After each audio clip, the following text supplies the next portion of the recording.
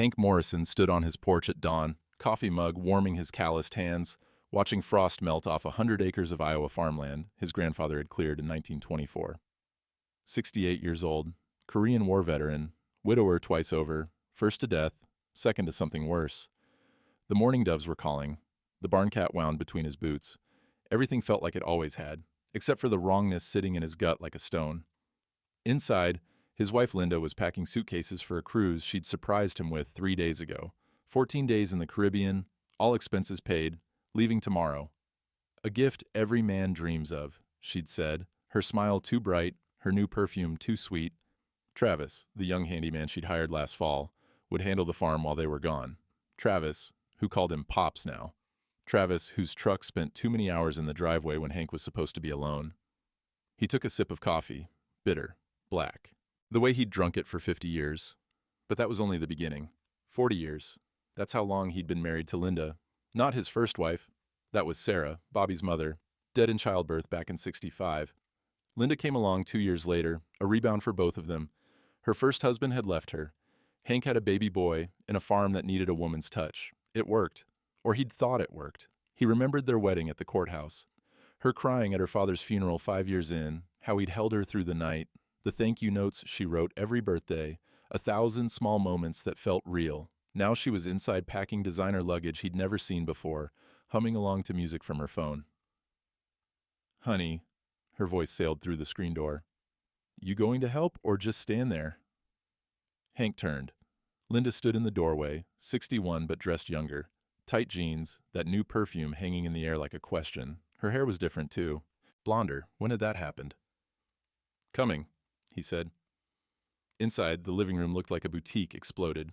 3 suitcases open, clothes everywhere, the cruise brochure on the coffee table showing turquoise water and palm trees. "I don't know what I was thinking," Linda said, not looking at him. 14 days is too long to be away from," she paused, "from everything." "That's what I said." Hank picked up the brochure. Expensive. Very expensive. "How'd we pay for this?" "Saved up." Linda folded a sundress, movements quick, irritated. "Put a little aside each month. Wanted to surprise you." "You surprised me. You don't sound happy about it." Her voice climbed that register he'd learned to recognize over 40 years. Warning tone. Back off or there'd be a fight. "I'm grateful," Hank said carefully. "Just worried about the farm. Winter's hard on the cattle. Fences need checking every day. Travis knows what he's doing." Linda snapped a suitcase shut. "God, Hank. I finally do something nice, and you throw it back in my face." "I didn't say." "You don't have to say it. I can see it." She turned, and her eyes were bright with tears. Real ones or performed ones, he couldn't tell anymore. 40 years I've been stuck on this farm. 40 years watching you love dirt more than me. And the one time, I try to give us something different, you act like I'm asking you to cut off your arm." The words hit like buckshot. Hank stood there, holding the brochure, feeling about 2 feet tall. "I'm sorry," he said quietly. "You're right. It's a kind thing you did." Linda softened, came over, touched his shoulder. Her hand felt wrong somehow, too light, like she was already gone. "We need this," she said. "I need this. Don't you want to see me happy?" "Course I do." "Then trust me. Trust Travis. He's practically family now." She smiled. "He'll take good care of everything." That word, family, sat wrong in his mouth, but Hank nodded.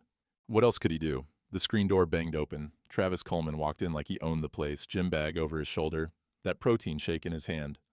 34 years old, built like he lived at the weight rack, smile that belonged on a toothpaste commercial. "Hey, Pops." Travis clapped Hank on the shoulder. "Ready for the high seas?" Nobody had ever called him Pops before, not even Bobby. "Getting there," Hank said. Travis dropped his gym bag by the door, right there in the living room. Hank stared at it. Territorial marking, like a dog pissing on a fence post. "Linda, you need help packing?" Travis moved past Hank like he wasn't there, headed straight to where Linda stood by the suitcases. "I'm fine," Linda said, but she was smiling. That smile. Hank hadn't seen it in years, bright and young and alive. "Cool, cool." Travis picked up the cruise brochure. 2 weeks in the Caribbean. Man, you guys are going to have a blast. Meanwhile, I'll be here shoveling cow shit. He laughed, high-pitched at the end, nervous energy. Just kidding. Love the farm, you know that. Hank watched Travis touch Linda's arm. Just a brush, nothing obvious, but she didn't pull away. Something cold settled in Hank's chest. Not jealousy exactly, something deeper, like watching a stranger rearrange your furniture when you're not looking. I should check the cattle, Hank said. You just fed them, Linda said. Evening check. It's 3 in the afternoon. Hank didn't answer. He walked out, let the screen door bang behind him, heard Travis's laugh trail after him into the cold. At the barn, he stood in the doorway, breathing hard. The smell of hay and manure and old leather, smells that had meant home for 68 years, didn't comfort him now.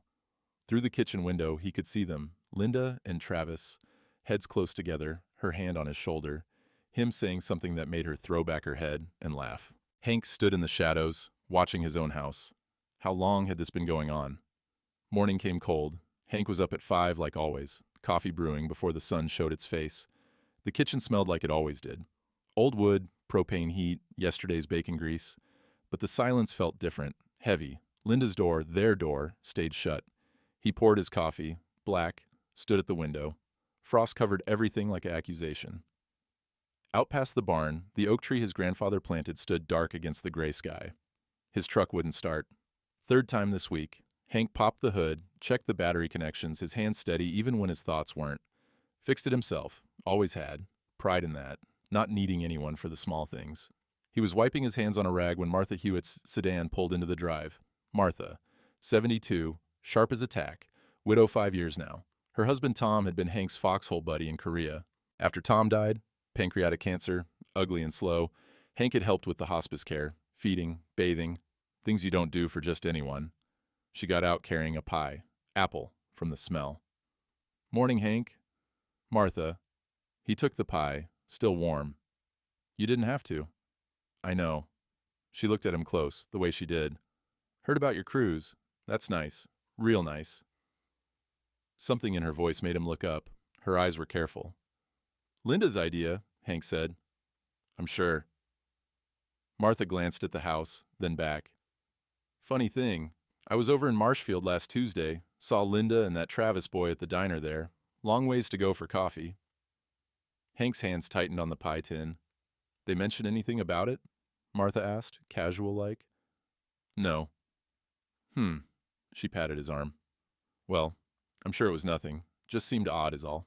Marshfield's 40 miles. After she left, Hank stood in the cold holding the pie. His mind did the math it didn't want to do. Tuesday. Linda said she'd gone to see her sister in Des Moines. He'd been mending fence in the South 40, gone all day. Inside, Linda was up, coffee in hand, scrolling through her phone. Who was that? She asked, not looking up. Martha. Brought pie. Sweet. Still not looking. We should get going soon. Flight's at 3. You went to Marshfield last Tuesday. Now she looked up. Fast. Too fast. What?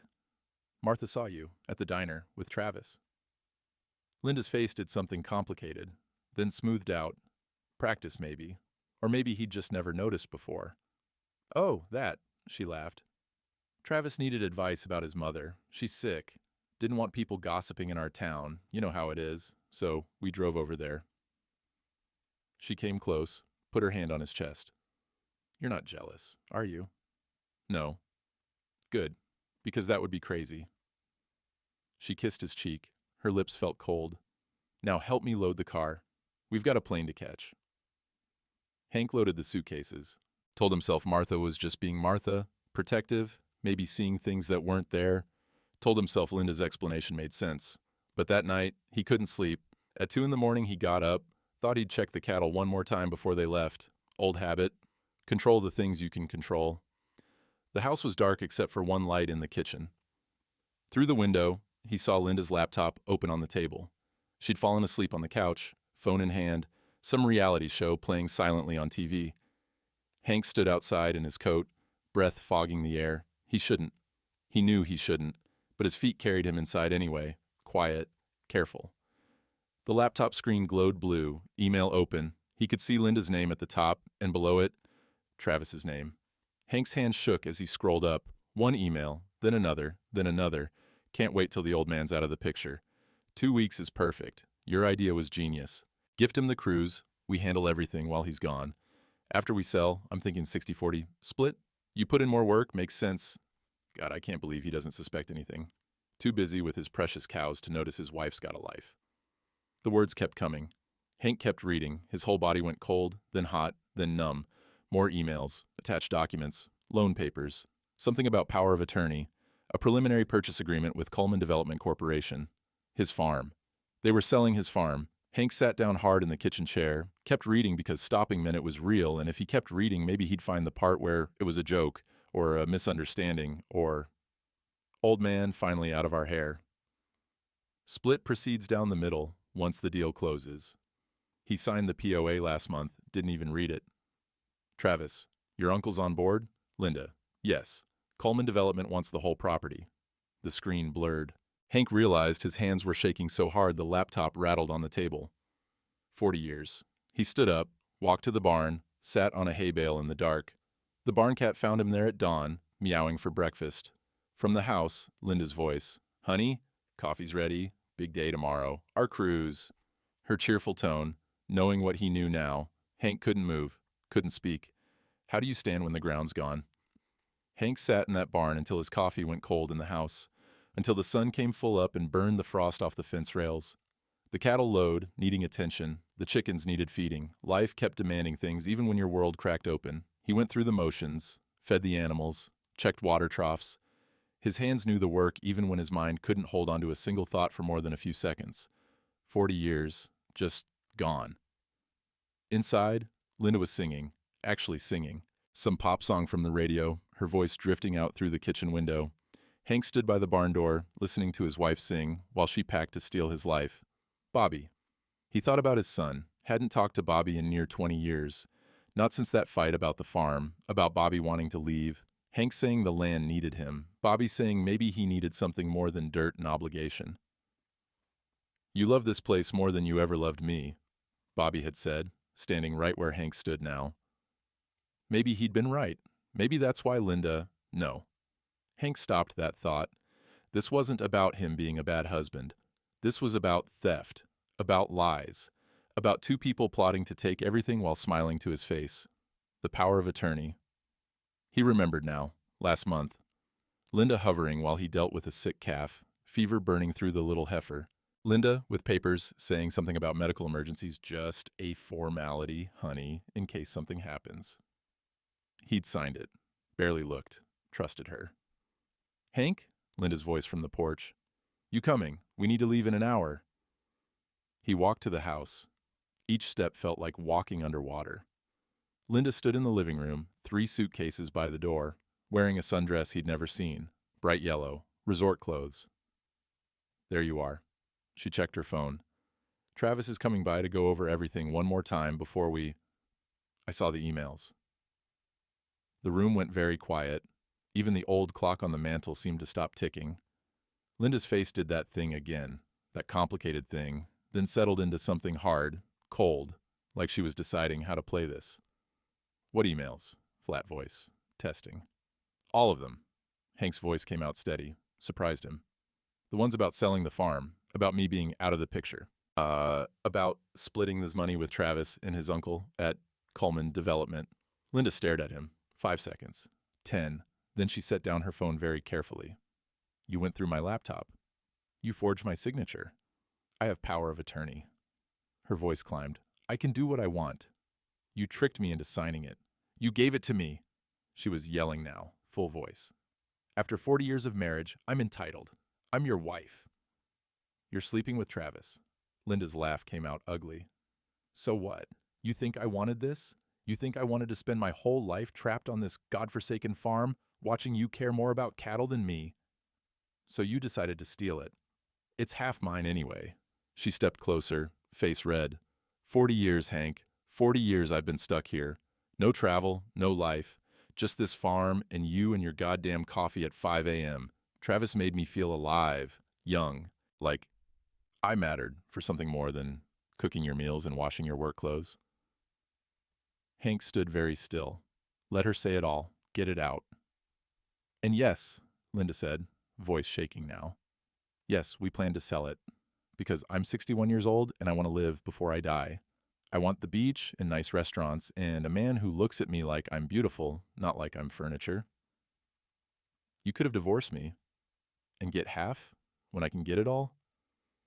She wiped her eyes, angry tears, not sad ones. The power of attorney's legal. The loan's legal. We already have buyers lined up. Even if you try to fight it, it'll take years in court. Cost a fortune. And everyone in this town will know you got played by your wife and the handyman. The cruelty of it took his breath. Not just the theft, the humiliation, the calculation. So here's what happens, Linda said, voice steady now. You get on that plane. We take the cruise. When we get back, the papers will be signed, and the farm will be sold. You'll get enough to live on. Rent a little apartment in town. It's more than you deserve, frankly. And if I don't, then I make your life hell. Tell everyone you're abusive, that I'm scared, that I had to protect myself. She picked up her phone. I've got documentation, Hank. Journal entries. Photos of bruises. I never touched you.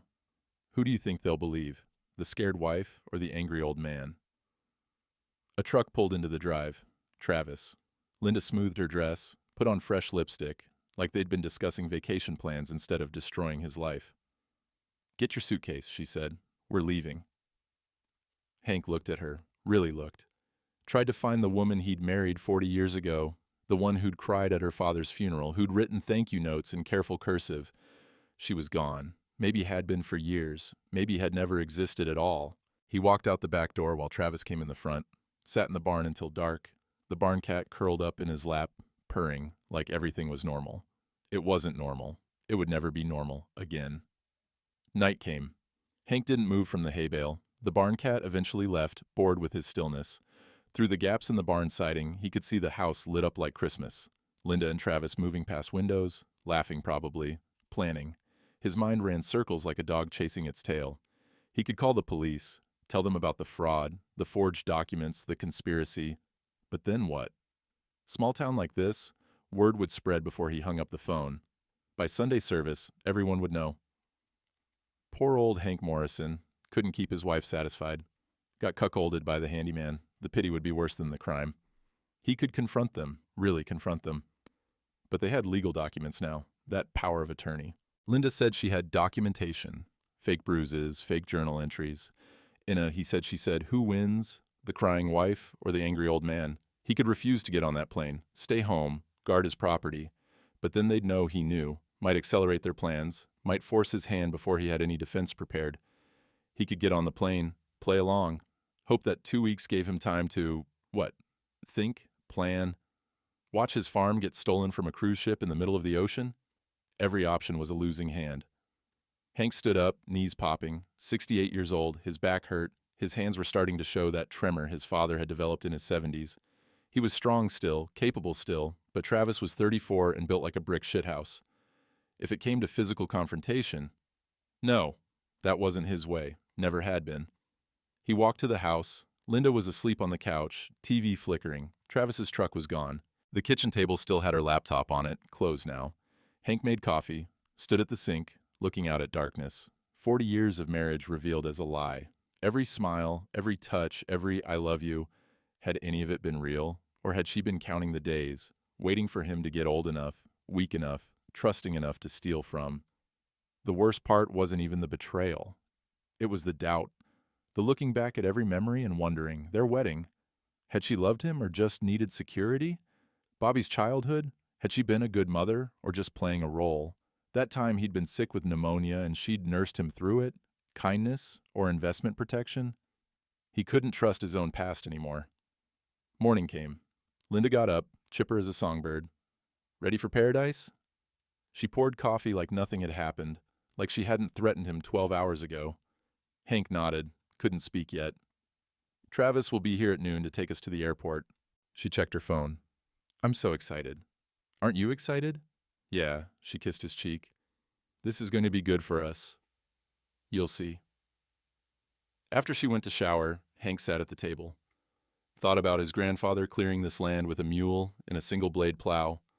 Thought about his father keeping it through the Depression, eating potato soup for months, refusing to sell even when the bank came calling.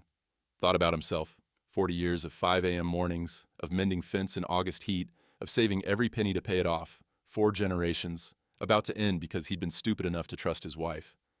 His phone rang, unknown number. He almost didn't answer. Hank Morrison? Yeah. This is county clerk's office. We had some questions about property documents filed in your name. Do you have a minute? Hank's heart kicked. What documents? Preliminary transfer paperwork.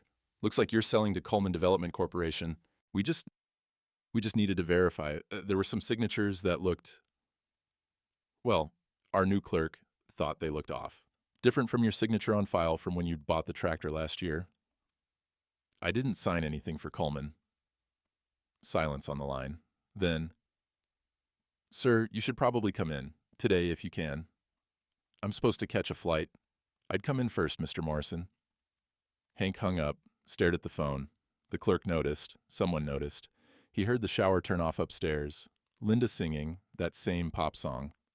Travis's truck pulled in right on schedule. Noon, like clockwork.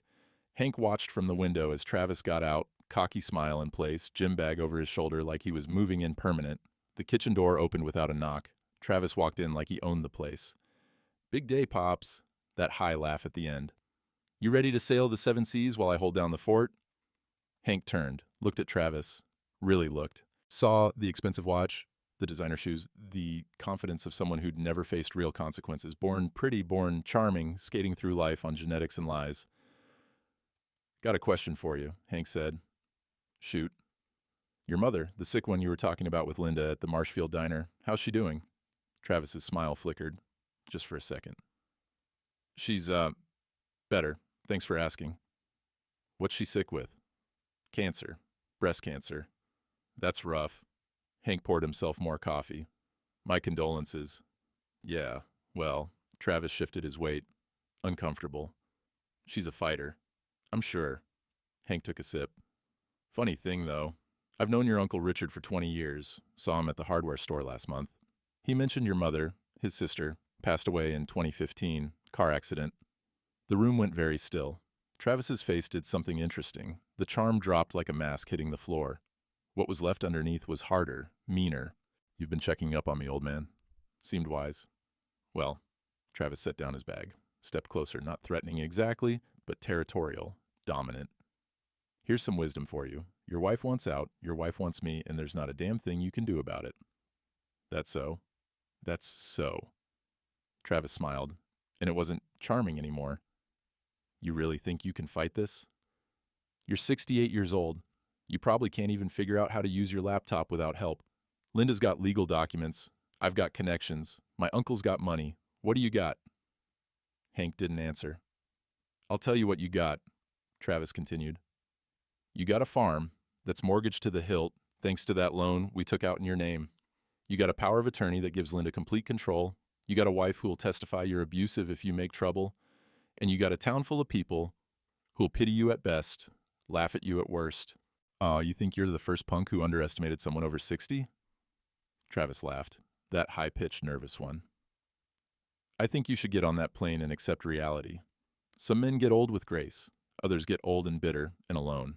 Your choice. He picked up his bag, headed toward the stairs, toward Hank's bedroom, like he belonged there. Where are you going? To help Linda with her luggage. Unless you got a problem with that?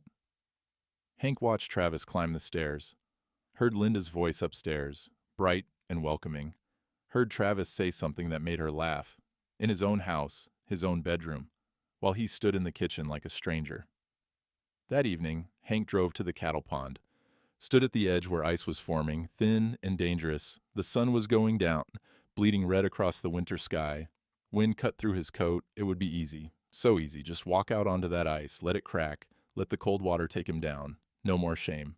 No more fighting a battle he couldn't win. No more being pitied or laughed at or stolen from. He stood there 5 minutes. 10. The cold bit into his fingers, his face. Then the barn cat appeared.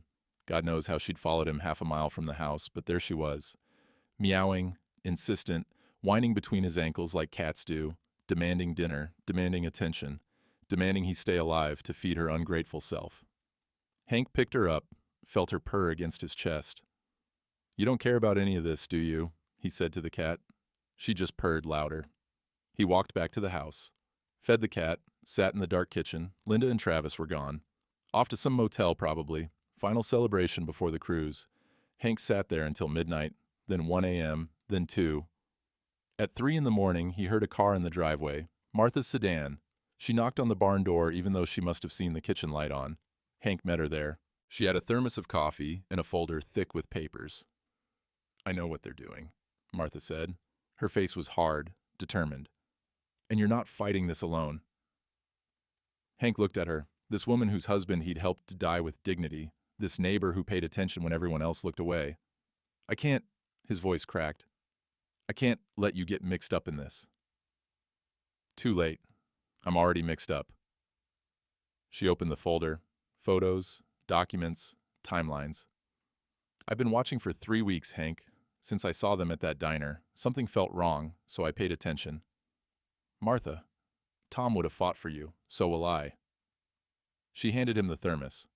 "Now drink your coffee. We've got work to do." For the first time in 3 days, Hank felt something besides despair.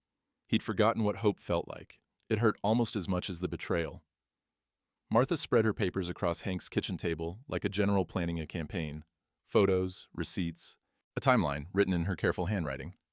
The coffee she'd brought was hot and strong, better than anything Hank had managed to make in 3 days. "I started documenting the day I saw them in Marshfield," Martha said. "Travis's truck is here every Tuesday and Thursday between 10 a.m. and 3 p.m. That's when you're usually out checking the south pasture." Hank stared at the photos, his driveway, his house, time-stamped, Travis's truck in every single one. "I went to the county clerk's office yesterday," Martha continued. "Told them I was updating my own will, asked to see the process. While I was there, I happened to notice property transfer documents with your name.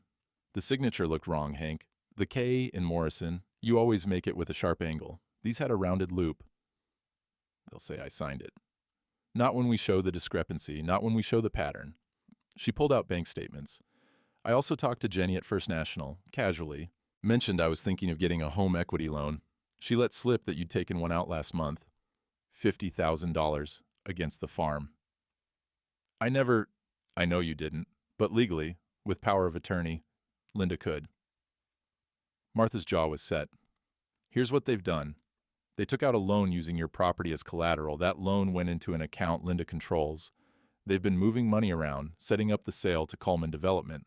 When you got on that plane, they'd have had 2 weeks to finalize everything." Hank's hands shook on the coffee cup. "How do you know all this?"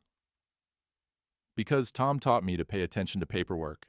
Said it's how the world really works. Not handshakes and trust, but signatures and clauses." Her eyes were fierce. "And because I loved Tom, and Tom loved you, and I'll be damned if I let them steal from my husband's best friend. They've got lawyers, money. You're not just anything." Martha's hand covered his. Hard grip, strong. "You're Hank Morrison. You faced enemy fire in Korea. You raised a son alone after Sarah died. You kept this farm running through droughts and recessions and the farm crisis of the 80s. You really think some gym rat and a bitter woman are going to take you down?" Before Hank could answer, Martha's phone buzzed. She looked at it, then at him. "That's why I came at 3 a.m., she said quietly. "I called your son. Bobby's on his way." "No." Hank stood up. "No, he doesn't need to be dragged into this. He left. He's got his own life." "He answered on the second ring, Hank. When I told him what was happening, he said he'd be here by morning." Martha's voice gentled. "He's your son. Let him help. He probably just wants the farm for himself." "Then we'll find out. But right now, you need all the help you can get." They sat in silence, drinking coffee, watching the folder of evidence grow as Martha explained each document, each photo, each piece of the puzzle she'd assembled. At 7 a.m., a truck pulled into the driveway. Not new, but not falling apart either. Working man's truck. Bobby Morrison climbed out. 43 years old now, gray in his beard, wearing the same brand of work boots Hank wore. He stood by his truck for a moment, looking at the farmhouse like he was gathering courage. Hank met him at the door. They stood there, father and son, 20 years of silence between them. Martha told me, Bobby said finally. You didn't have to come. Yeah, I did. Bobby looked past him into the kitchen, saw Martha there, nodded to her, then back to Hank. I'm here. Those two words, simple, plain, but they meant everything. Come in, Hank said. They sat at the table. Bobby looked at the evidence spread out, picked up a photo, set it down. His jaw was tight. Where are they now? Bobby asked. Hotel, probably. We're supposed to fly out this afternoon. You're not getting on that plane. I know. Bobby looked at him, really looked. You thought I came back for the farm, didn't you? Thought I was like them. Hank couldn't lie. Crossed my mind. Yeah. Bobby pulled an envelope from his jacket, set it on the table. Before we go any further, you should see this. Inside were receipts, dozens of them, anonymous donations to the Presbyterian Church, made out to Morrison Family Assistance, dates going back 5 years, payment confirmations for the tractor loan Hank had taken out 2 years ago. I've been sending money, Bobby said. Not much, what I could spare. Sent it through the church so you wouldn't know it was me. Paid off your tractor loan last year, figured you needed it more than you needed my pride. Hank stared at the receipts. Thousands of dollars. Years of help, given in secret. Why? Because you're my father. Because this farm, Bobby's voice caught. I left because I was angry. Stupid kid angry. But I never stopped caring about this place. Never stopped caring about you. Just didn't know how to come back and say I was sorry. Martha quietly got up, started making more coffee, giving them space. I'm sorry too, Hank said, for making you feel like the land mattered more than you did. It's what you knew. Your father did the same to you, I bet. He did. Well, Bobby cleared his throat. We've got a chance to do it different now, if you want. Hank nodded. Couldn't speak past the lump in his throat. Martha brought fresh coffee, sat back down. So here's what we need. A lawyer, a good one. Someone who understands elder fraud. Judge Hendricks' grandson, Bobby said. Mason Hendricks. He does pro bono work for senior citizens. I looked him up on the drive over. You think he'd help? Only one way to find out. Bobby pulled out his phone. I've also got about $15,000 in savings. It's yours if you need it for legal fees. Bobby, I can't. You can, and you will. This is my inheritance we're talking about. I've got a vested interest.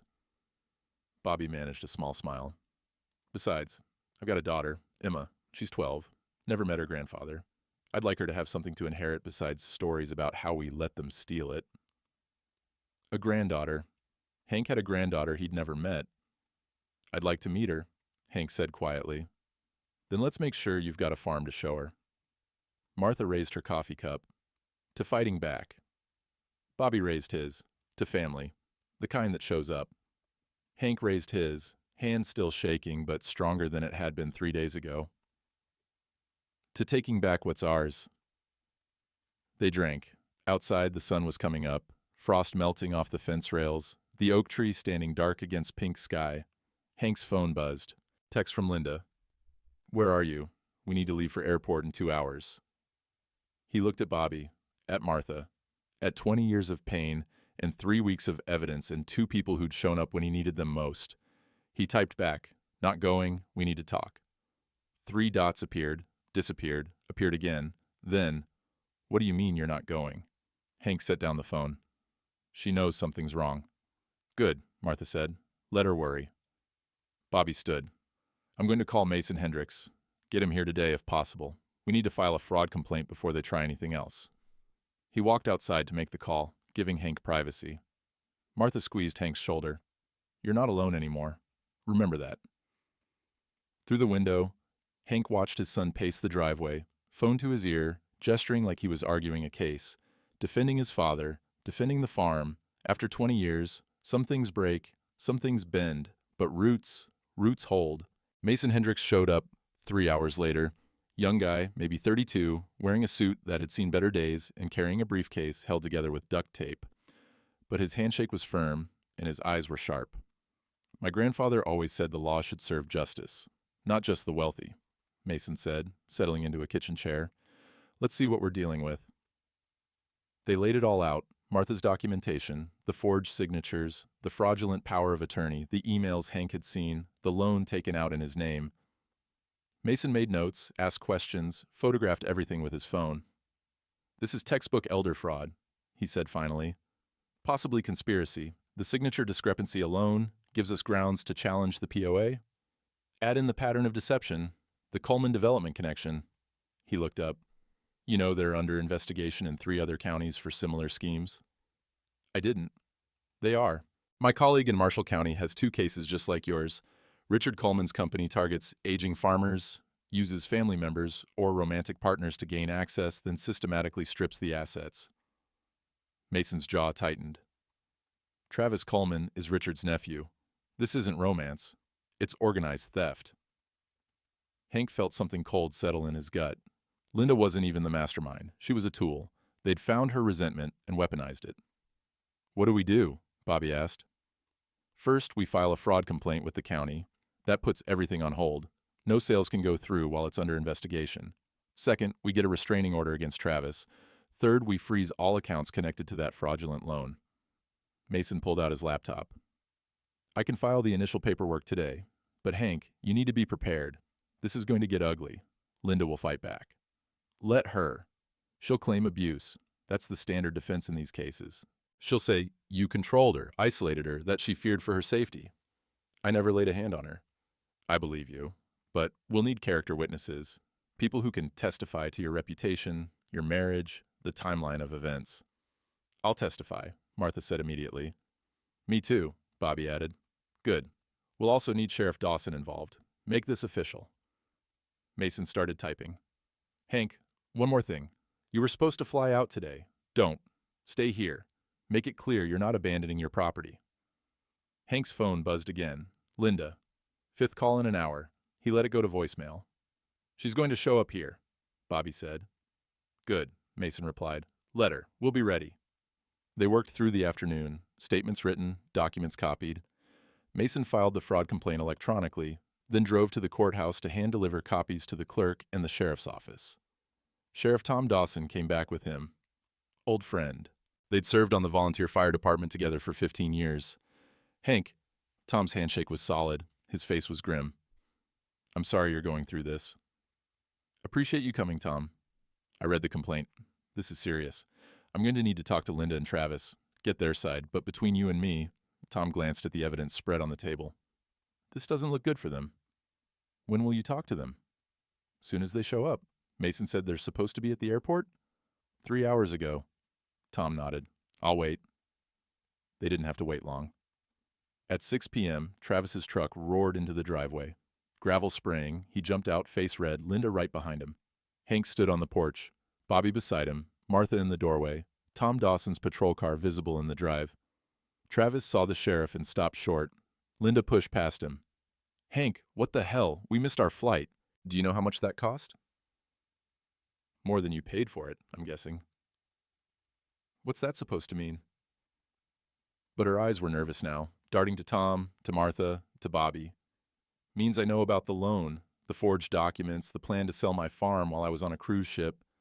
Linda's face went pale, then red. "You went through my computer again." "Ma'am." Tom stepped forward. "I'm Sheriff Dawson.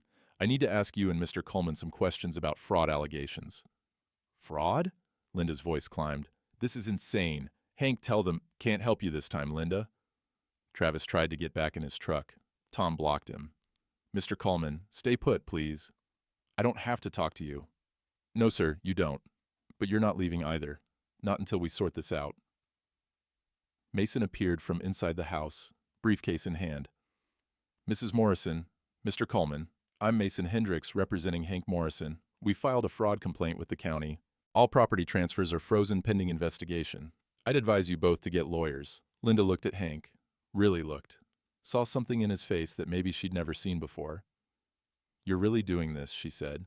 "You're really going to destroy me." "You destroyed yourself," Hank said quietly. "I'm just protecting what's mine." Travis's high-pitched laugh broke the tension. "This is bullshit.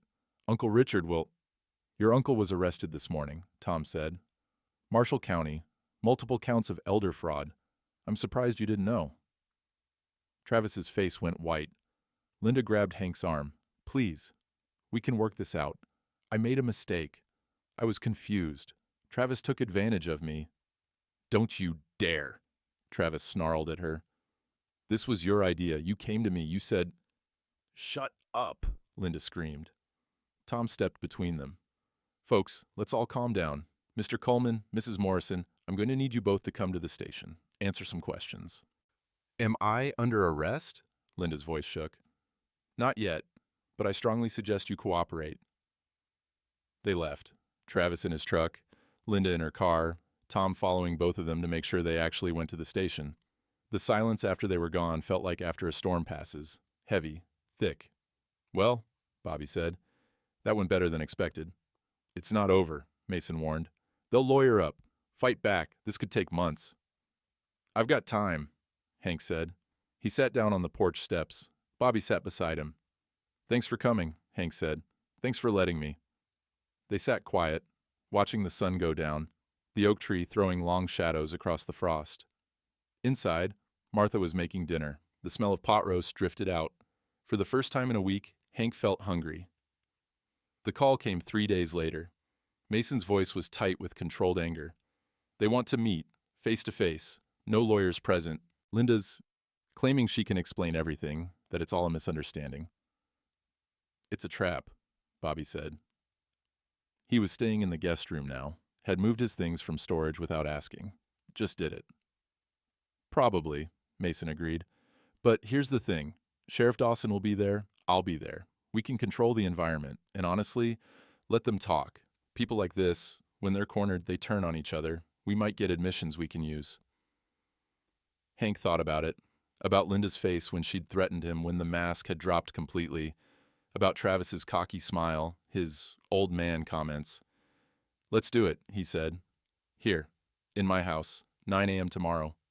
You sure? My ground, my rules. Morning came cold and clear. Martha arrived at 8 with coffee and biscuits, her way of fortifying them. Bobby checked the coffee pot 3 times, nervous energy. Mason showed up at 8:30, briefcase full of documents, recorder ready. Sheriff Tom Dawson pulled in at 8:45. At 9, exactly, Linda's car appeared. Then Travis's truck. They came in together but not touching, not even looking at each other, already cracks showing. Hank sat at his own kitchen table. Bobby stood by the sink, Martha by the stove, arms crossed, Mason and Tom flanking the doorway. Linda looked smaller somehow, older. Her makeup was too heavy, trying to hide sleepless nights. Travis looked angry, jaw tight, hands flexing. Thank you for coming, Mason said formally. We're here to discuss the allegations of fraud and— This is bullshit, Travis interrupted. Monso, complete bullshit. I was just helping. Linda asked me to help with some paperwork and now I'm being accused of— Travis, shut up, Linda hissed. Don't tell me to shut up. This was your idea. I said shut up. Tom held up a hand. Let's everybody take a breath.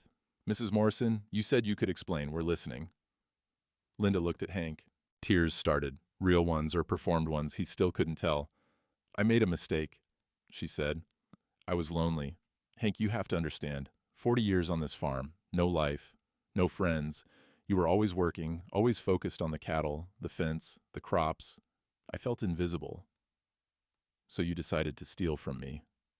I didn't steal. I have power of attorney. That's legal. We were just trying to make things easier.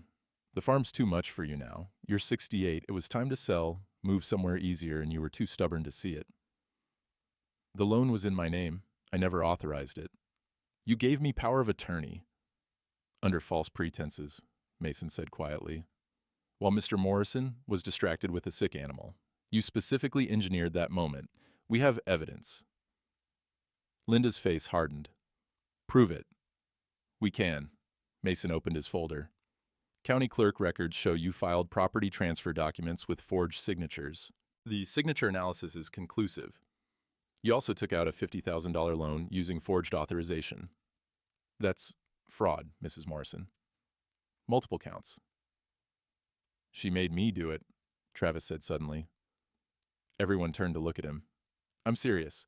Linda came to me 6 months ago, said she was trapped in a loveless marriage, said Hank was emotionally abusive, said she needed help getting free. That's a lie, Linda stood up. You approached me. You said your uncle's company specialized in helping people liquidate assets, that you could help me get what I deserved. What you deserved? Travis laughed. that high-pitched, nervous sound. Lady, you're 61 years old. You really thought I was interested in you? I was doing a job. My uncle pays me to identify properties, find access points, facilitate sales. You were just another mark. The cruelty of it landed like a punch. Linda's face crumpled. You said you loved me. I say a lot of things. Travis turned to Tom. Look, I'll testify against her. Against my uncle, whatever you need. This was Linda Morrison's idea. She wanted the money, wanted out. I was just the facilitator. You son of a bitch, Linda whispered. You crazy bitch, Travis shot back.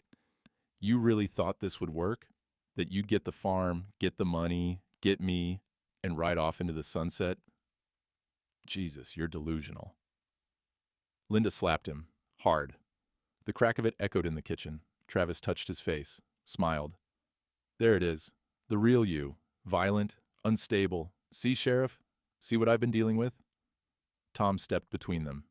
That's enough. Mr. Coleman, you just admitted to conspiracy. Mrs. Morrison, you just committed assault. I'm arresting you both. What?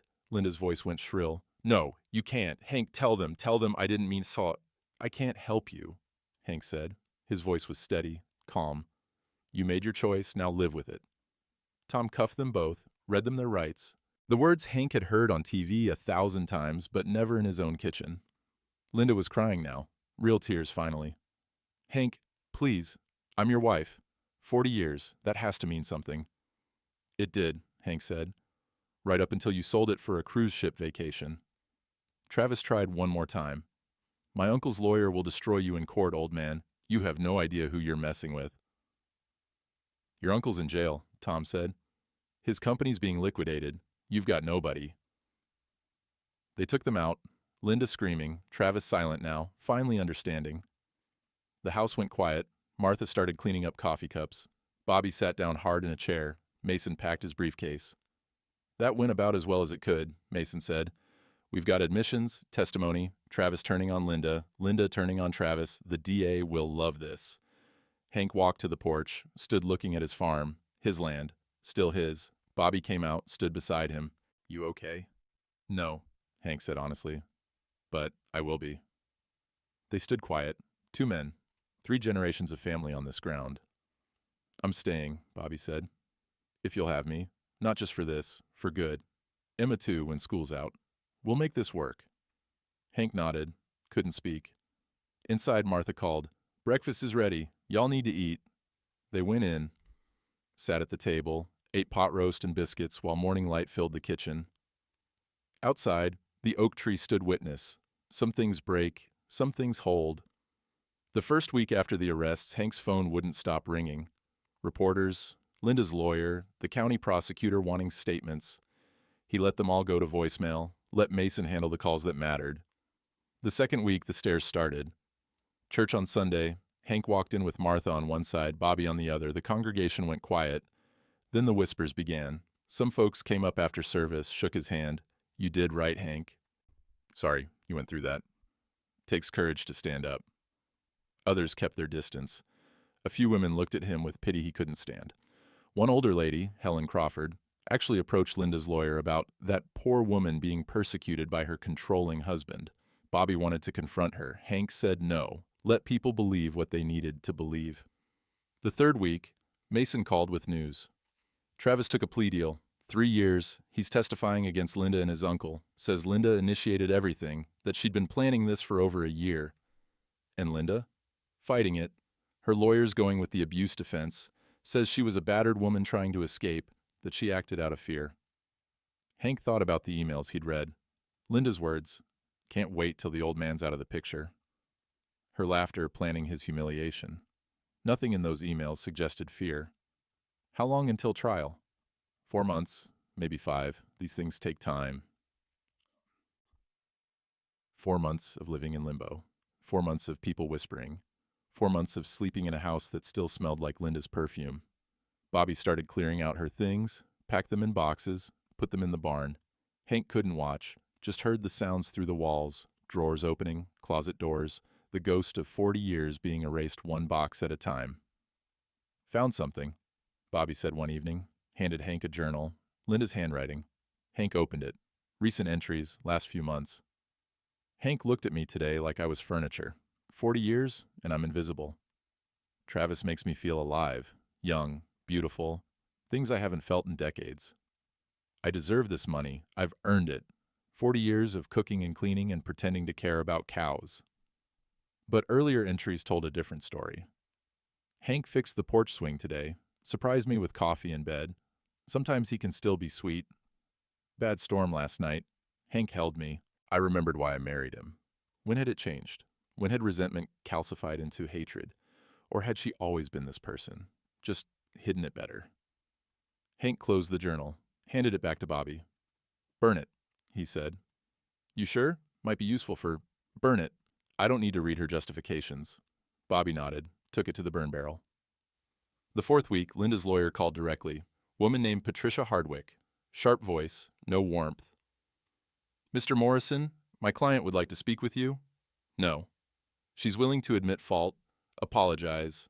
If you'd consider dropping the charges, not interested." "Mr. Morrison, Linda is looking at 7 to 10 years in prison. She's 61 years old. By the time she gets out, she'll be an old woman with nothing. Is that really what you want?" Hank thought about it. About Linda's face when she'd threatened him. About her cold calculation. About 40 years revealed as a lie. "What I want," he said slowly, "is for people to understand that you can't steal from someone just because they're old and trusting. What I want is for the next Travis and Linda to think twice. What I want is justice." "She's your wife." "She was my wife. She gave that up when she forged my signature." Patricia was quiet a moment. Then, "She's going to fight this. She's going to make it ugly. There'll be media, tabloids. She'll sell her story. The trapped farm wife, the controlling husband. Are you prepared for that?" "Let her try." "Mr. Morrison." Hank hung up. 2 days later, the story broke. Local paper first, then regional. Farm wife claims abuse led to fraud. Linda's version: decades of isolation, emotional abuse. Her only escape was planning to sell the farm her husband loved more than her. The article had quotes from Helen Crawford and 2 other church ladies. Linda always seemed so sad. Hank was very controlling. I'm not surprised she felt desperate. Ooh, Bobby read it at breakfast, face dark with anger. "This is bullshit." "It's a story," Martha said quietly. "And stories need 2 sides." She pulled out her own phone, started typing. By afternoon, the local paper's website had a response. Letter to the editor from Martha Hewitt, clear, factual, devastating. She wrote about Tom, about Hank's friendship, about the hospice care, about the fraud evidence, the forged signatures, the loan, the Coleman development connection, about Travis's guilty plea, about Linda's own emails planning the theft. She ended it simple. "I've known Hank Morrison for 40 years. He's many things, stubborn, work-focused, plain-spoken, but he's never been cruel, never been controlling, and he certainly didn't deserve to have his life's work stolen by people who smiled to his face while plotting behind his back." Within hours, other people started commenting. Sheriff Dawson, the hardware store owner, men from the volunteer fire department, Mrs. Chen from the diner posted a photo of a sign in her window, "We stand with Hank Morrison." Not everyone believed them, but enough did. That evening, Bobby found Hank in the barn, sitting on a hay bale, staring at nothing. "You okay?" "Nope." Bobby sat beside him. "Want to talk about it?" "Nothing to say. She's making me out to be a monster. Maybe I was. Maybe I did love this farm more than I loved her. Maybe that's why she will—" "No!" Bobby's voice was hard. "Don't do that. Don't let her rewrite history to justify theft. You weren't perfect. Neither was she. But you didn't deserve this." Hank looked at his son, 43 years old, gray beard, tired eyes, here anyway. "Why'd you really come back?" Hank asked. "Told you. Martha called." "Bobby." Long silence. Then, "Because I was afraid I'd lose you, lose the farm, lose the last chance to fix what I broke when I left." Bobby's voice was rough. "And because Emma deserves to know her grandfather, deserves to know where she comes from, good and bad, all of it." "When can I meet her?" "Spring break. 3 weeks, if you want." "I want." They sat quiet. The barn cat appeared, jumped into Hank's lap, started purring. Outside, winter was starting to loosen its grip. The frost melted faster each morning, stayed gone longer each day. Not spring yet, but coming. Spring break came 6 weeks later. The trial was still pending, Linda's lawyer dragging it out, filing motions, stalling. Mason said it was normal, said they had time, said the case was solid. Hank tried not to think about it, tried to focus on the farm, on the fence posts that needed replacing, on the tractor that needed its oil change. Tried to focus on the fact that Bobby was still here, had been here every morning for 2 months now, learning the land again, remembering they'd fallen into a rhythm. Coffee at 5, chores by 6, breakfast with Martha 3 times a week. Bobby had ideas: sustainable farming, crop rotation, solar panels on the barn roof. Hank listened. Some ideas he liked, some he didn't. They compromised. That was new. The morning Emma was supposed to arrive, Hank cleaned the guest room twice, put fresh sheets on the bed, found the wooden horse he'd carved for Bobby 40 years ago, set it on the dresser. Bobby saw it, didn't say anything, just stood in the doorway for a minute, then walked away. At noon, a car pulled into the drive. Not Bobby's truck, a sedan, woman driving, Bobby's ex-wife, Hank assumed, and in the passenger seat, a girl with dark hair and Bobby's eyes, Emma. Hank stood on the porch, suddenly nervous, 68 years old, been through a war and a betrayal and damn near lost everything, and he was nervous about meeting a 12-year-old. Bobby went to the car, talked to his ex-wife, brief, civil, then opened Emma's door. She got out slow, looked at the farm, at the barn, at the oak tree, at Hank, walked up the porch steps like she was approaching something fragile. "Hi," she said, quiet voice, careful. "Hi yourself." Hank's voice came out rougher than he meant. "I'm your grandpa." "I know." She had a backpack covered in pins, bands he didn't recognize, causes he didn't understand. "Dad says you're teaching me about the farm. If you want to learn." "I want to." Bobby came up behind her. "Emma's been asking about this place since she was 6. Drew pictures of it even though she'd never been here." Emma blushed. "Dad showed me photos, old ones, from when he was little." "You draw?" Hank asked. "Yeah." "Good. This place needs an artist. Been too practical too long." Something in Emma's face relaxed. She almost smiled. Over the next 3 days, Hank showed her everything. The barn where her father learned to milk cows, the oak tree her great-great-grandfather planted, the fence line Bobby had mended as a boy, the cattle pond where Hank had stood 6 weeks ago, deciding whether to keep going. He didn't tell her that part. Emma asked questions, smart questions, about crop rotation and water rights and why they didn't have chickens anymore. "We used to," Hank said. "Your grandmother, my first wife, Sarah, she loved chickens. After she died, I just, didn't have the heart for it." "We could get some," Emma said, "if you wanted. Maybe we could." The last evening before she left, they sat on the porch. Hank, Bobby, Emma. Martha had brought dinner, pot roast again, her answer to everything. The sun was setting. Frost was barely forming anymore. First robin had appeared that morning, hopping around the oak tree. "Dad says you almost lost this place," Emma said suddenly, direct like kids are. Bobby tensed. "Emma, it's okay." Hank looked at his granddaughter. "I did almost lose it. People I trusted tried to take it, but I had help. Your dad came back. Martha helped. Sometimes you can't fight alone." "Are you scared?" Emma asked. "Of the trial?" Hank thought about it, about Linda's lawyer, about the media, about people like Helen Crawford who'd always believe the worst. "No," he said finally. "I'm tired, but not scared. Truth's the truth, even when people don't want to hear it." "What if you lose?" "Then we rebuild. That's what you do. You rebuild." Emma nodded, seemed to accept that.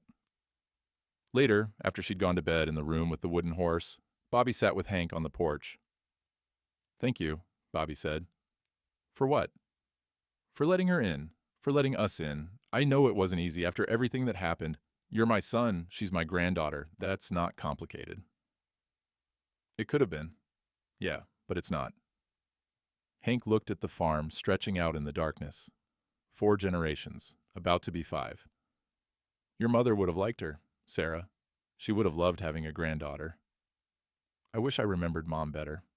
She was kind, patient, everything I wasn't." Hank's voice was quiet.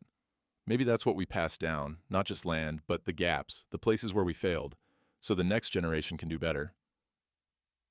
"You didn't fail, Dad." "I wasn't perfect. With you, with Linda, made mistakes." Hank stood up, joints popping. But I'm still here, still got the farm, still got you. That's more than a lot of men get at 68.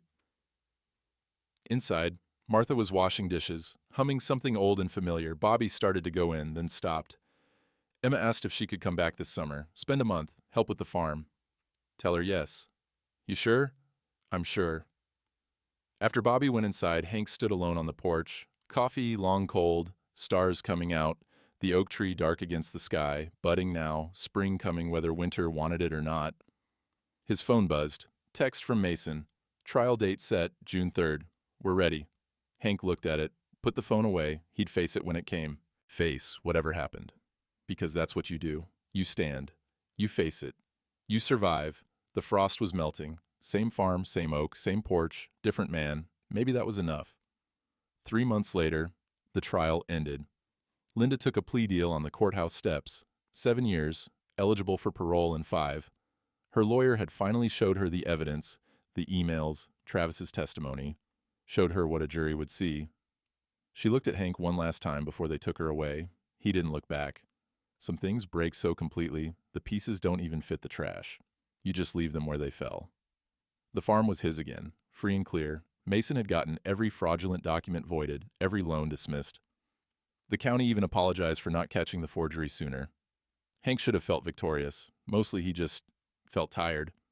But Emma came back that summer, like she'd promised. Brought 3 chickens in a cat carrier, said every farm needed chickens. Bobby built a coop. Martha taught Emma her biscuit recipe. The chickens laid eggs. Life kept insisting on itself. Early one morning in July, Hank sat on his porch with coffee. Black, bitter, good. The oak tree was full green now, leaves rustling in the breeze. The farm stretched out before him, 4 generations of sweat and stubborn faith that the land would hold if you held the land. Bobby's footsteps on the porch. Didn't say anything, just sat. Father and son watching the sun come up together. Emma appeared in the doorway, rubbing sleep from her eyes. Grandpa, can I help feed the cattle today? You can, she smiled. Disappeared inside to get dressed. Hank thought about his father's letter, the one he'd found in the attic. You become who you choose to be after the breaking. He'd been broken. By war, by death, by betrayal. Been broken more times than most men get chances to stand back up.